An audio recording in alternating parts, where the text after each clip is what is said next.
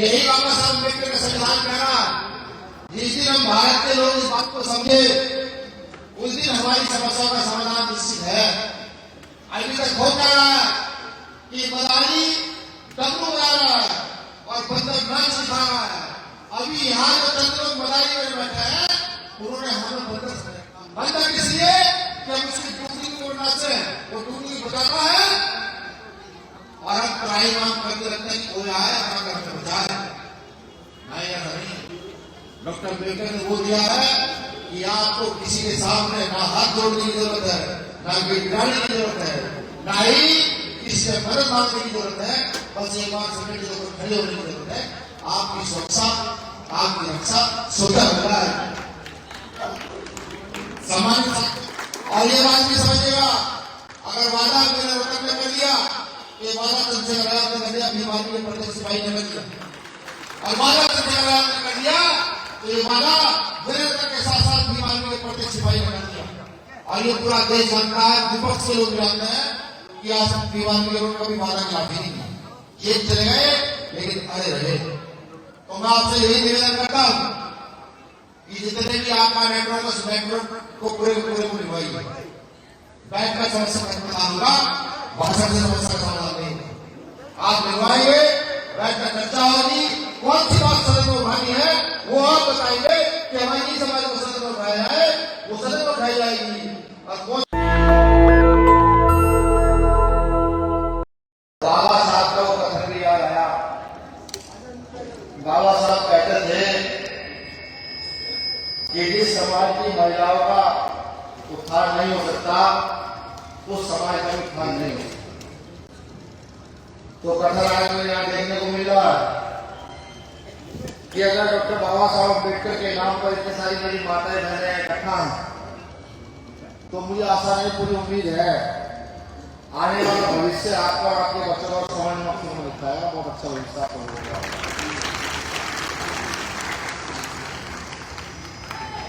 जब डॉक्टर बाबा साहब अम्बेडकर को पढ़ता हूं और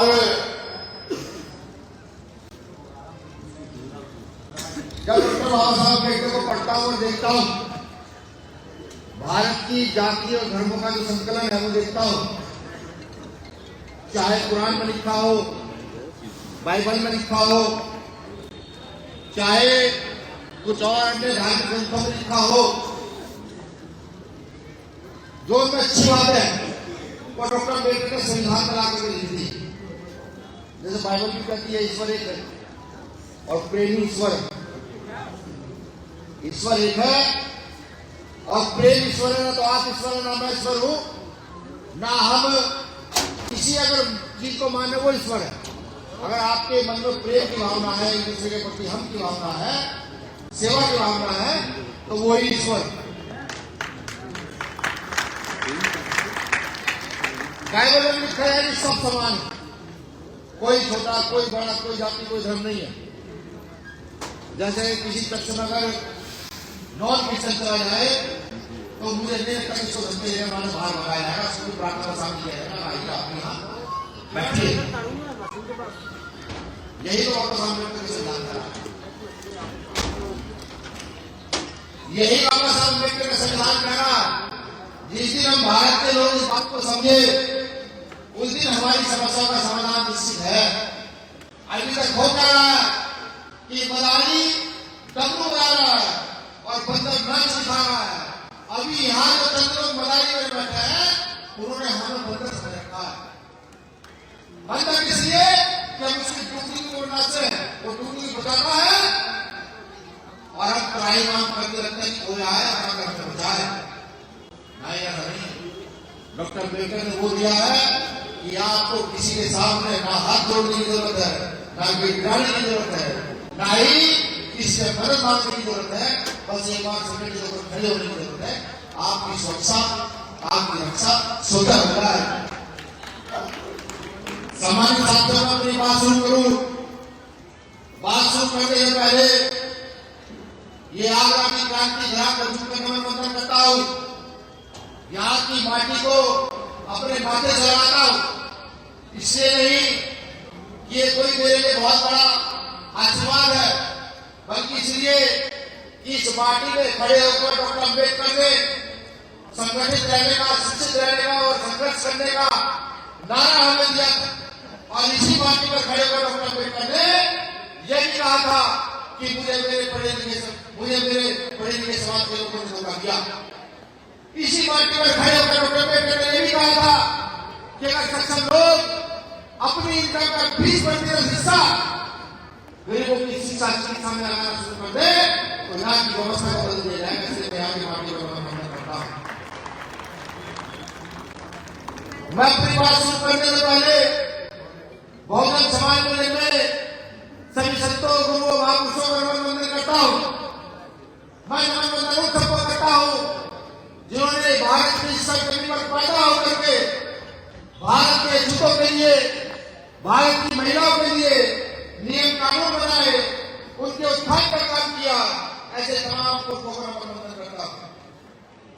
मेरा नमन वंदन उनके लिए भी है जिन्होंने भारत में आजादी की लड़ाई में अपने सिरों की कुर्बानियां दी। बहुत सारे नाम है। जब उनसे ये पूछा जाए तुम कैसे आजादी चाहते हो तो उन्होंने कहा कि मैं बाइबल की बराबर वाली आजादी चाहता हूँ।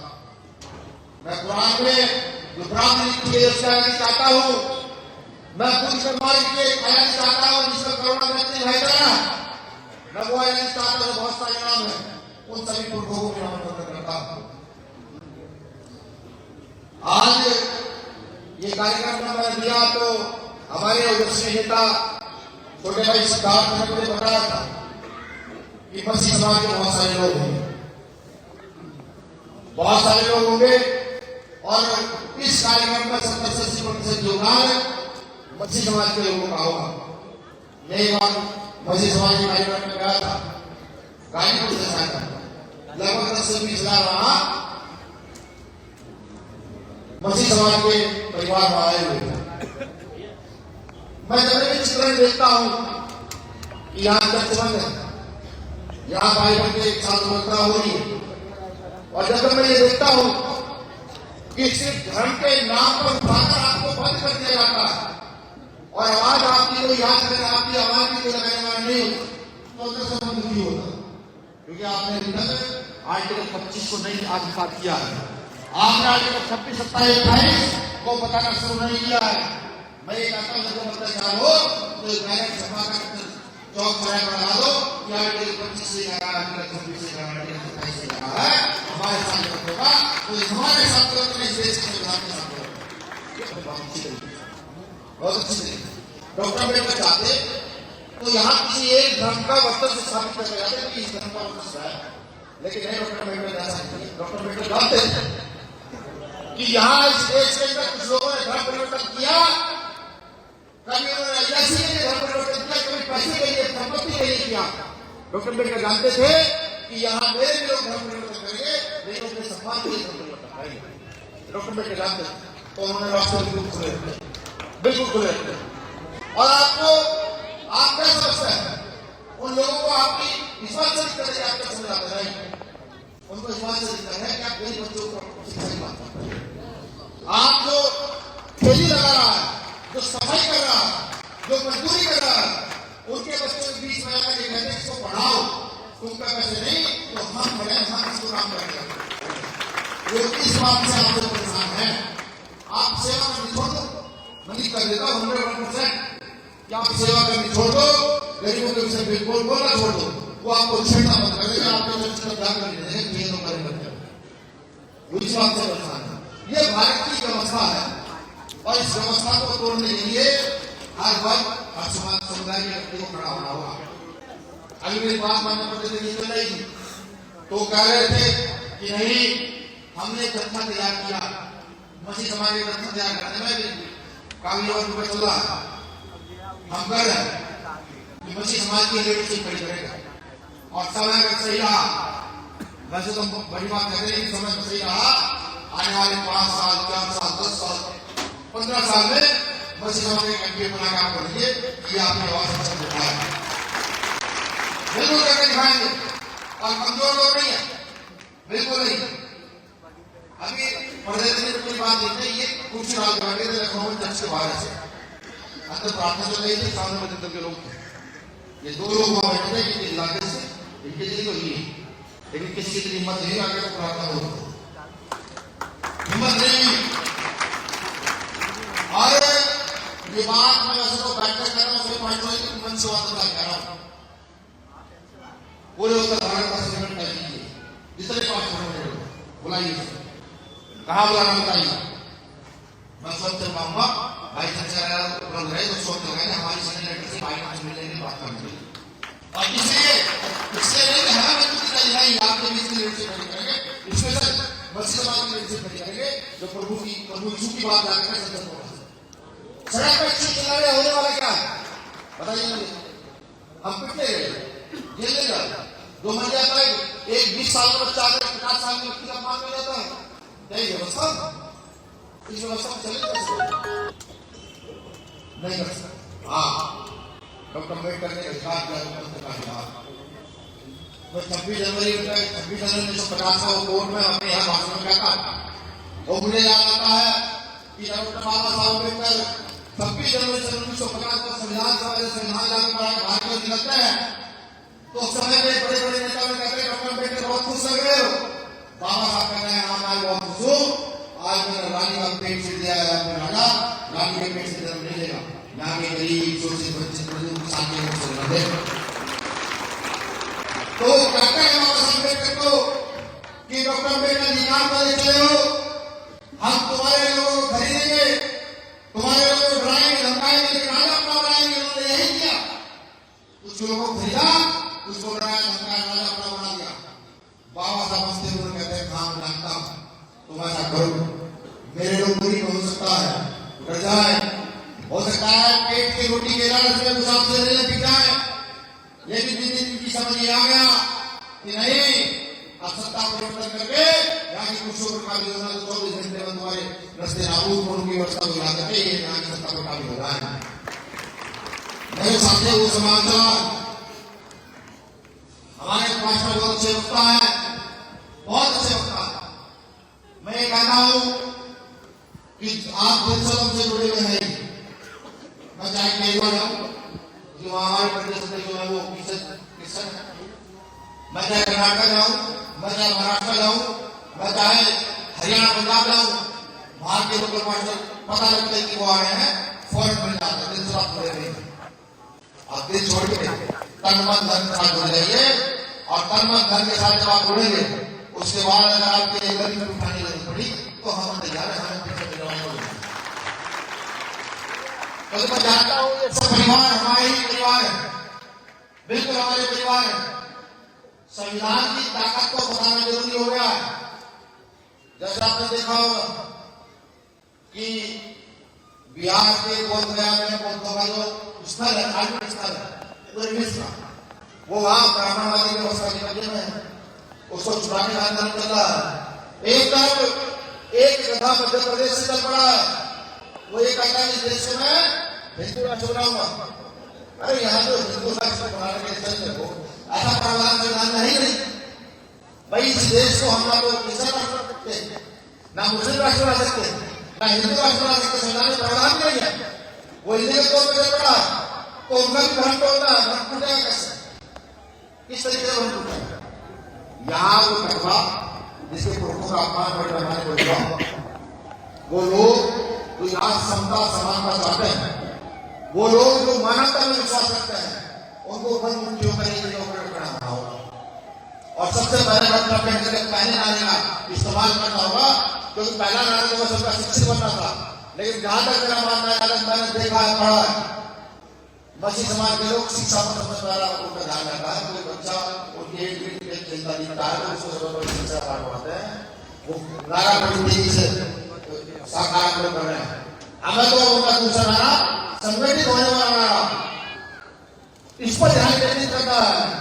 घर घर जाकर के परिवार जाकर के सबको एक संगठित करना है।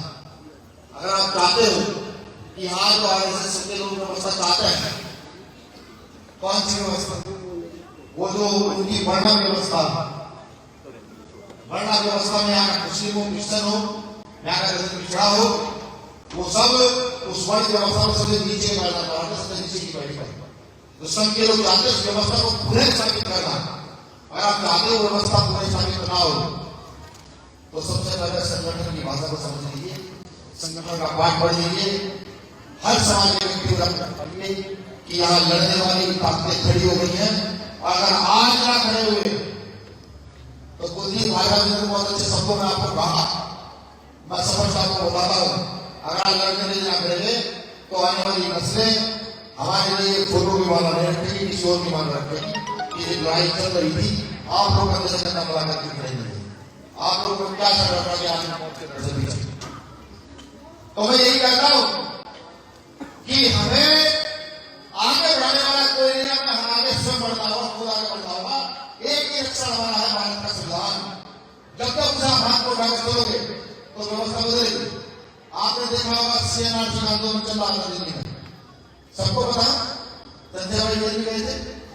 जब इस्लाम धर्म के मानने वाले लोगों ने भारतीय संविधान की प्रस्तावना की प्रतियां लगाना शुरू कर दिया और संविधान में को हाथ में उठाकर उछलना शुरू कर दिए, तब यहाँ की मौजूदा सरकार को बड़ी परेशानियां हुई, बड़ी दिक्कत शुरू हुई कि अब तो मुसलमान ने संविधान को हाथ में ले लिया, कुरान के साथ साथ मुसलमान संविधान पढ़ेगा तो अपने घर से निकाल लिया जाएगा।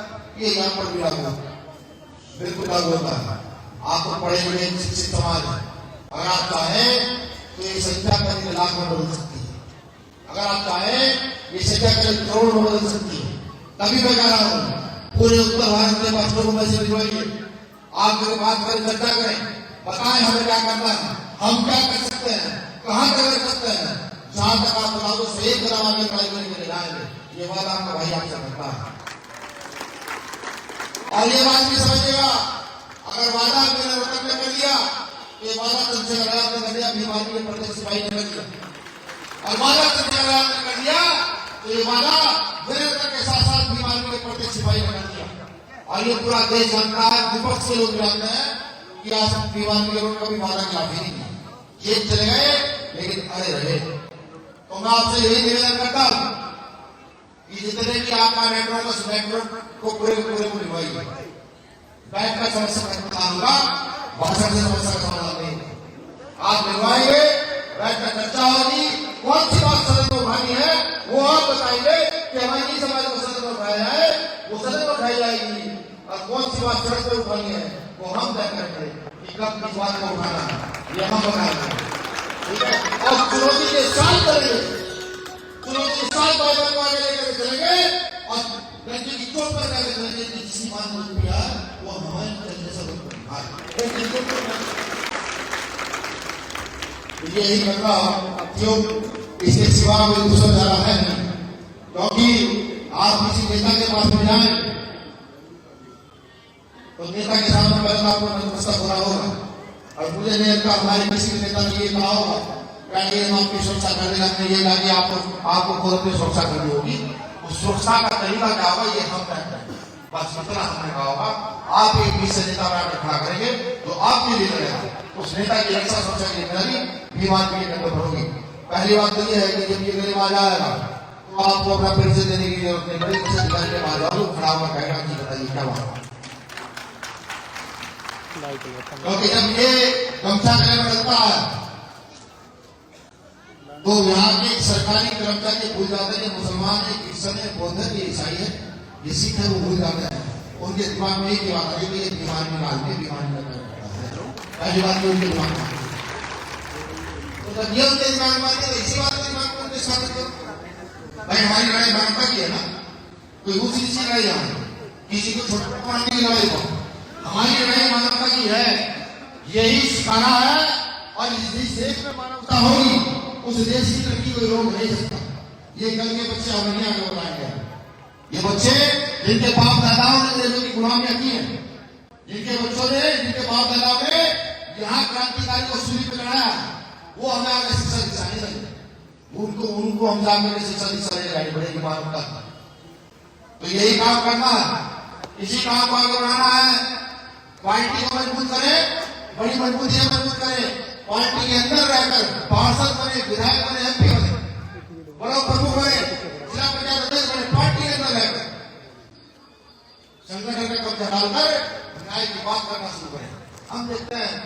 हम देखते हैं इसमें कितनी चर्चा बन रहा है, अभी साथी बता रहे हैं साल के बच्चों को भेज दिया, एक साल के बच्चों को मुझे उसको इसलिए भेजा कि हमारे संगठन में है, अगर संगठित होते फिर नहीं होते।